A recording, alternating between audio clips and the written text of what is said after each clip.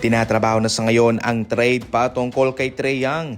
Nag-request na siya sa Atlanta Hawks na nais niya lang makawala sa kanila. Itong si Trae Young mga idol ay nag-average po ng 29 points per game sa kanyang career sa Atlanta Hawks mga idol. Siya ang franchise leader sa assist at sa tres. Siya ay pumukol ng 56 points. Yan po ang pangalawa sa pinakamataas na puntos sa prangkisa ng Atlanta Hawks. Siya rin po ang pangalawang player sa NBA history na nanguna sa parehong total points and assist. Hawak niya rin ang pangatlong highest career assist per game na nasa 9.8 assist. Grabe, kung sa depensa lang yun po mga idol ang malaking kahinaan niya.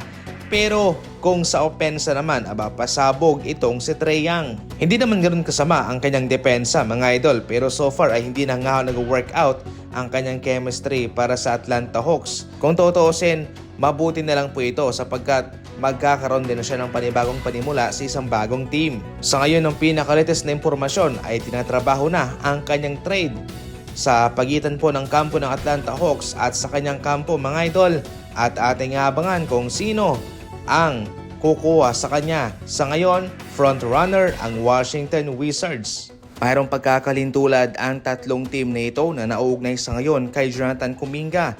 Ayon mismo kay Kevin O'Connor, ang Pelicans, Portland Trail Blazers at Washington Wizards ay parehong interesado kay Kuminga at mayroong mataas na chance na nasa kanilang tatlo ang kanyang mababagsakan. Sila'y nasa rebuilding process mga idol, batang team sila.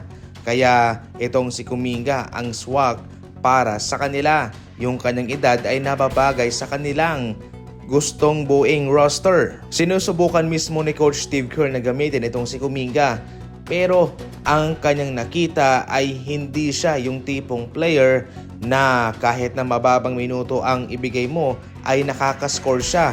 Hindi siya ganon. Hindi siya yung pangtipong Guy Santos, Pat Spencer na kahit na 10 minutes ay gumagawa ng impact. Itong si Kuminga, kailangan niya ng mas mahabang minuto. Kaya bagay siya sa mga ganyang kupunan. Samantala, naging malinaw itong si Matt Ishbia, ang owner ng Phoenix Suns, na hindi po nila ititrade itong si Brooks. Ito ay pagkatapos na nagpakita po ng interest ang Los Angeles Lakers sa kanya. Nasa tuktok ngayon itong si Brooks. Career level ang kanyang ina-average na sa 21 points mga idol Parang star player na yan. Magiging katawa-tawa rin naman ng Phoenix Suns kung kanilang papakawalan itong si Brooks. Nakakaintindi ako na gusto ng Lakers na meron silang gantong tipong player katulad ni Brooks. Pero para naman sa side ng Suns, maganda naman ang tinatakbo ni Brooks kasama si Devin Booker. Bakit ko pa ito iti-trade? Yan po sa ngayon ang pinakalatest na update at report patungkol sa Lakers at sa Suns.